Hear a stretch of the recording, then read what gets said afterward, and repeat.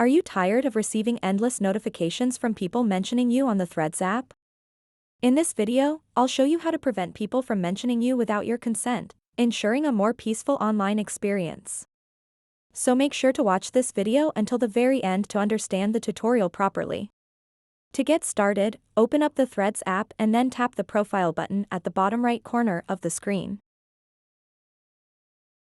After that, tap on these lines at the top right corner of the screen. And then tap Privacy.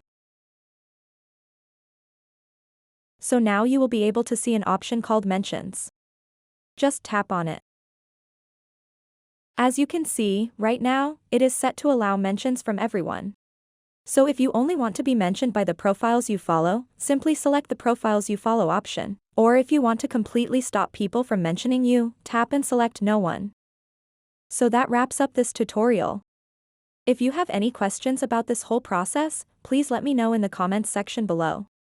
And if this video helped you out, please give it a big thumbs up and subscribe to this channel for more tutorial videos like this one. Thank you so much for watching and have a good day.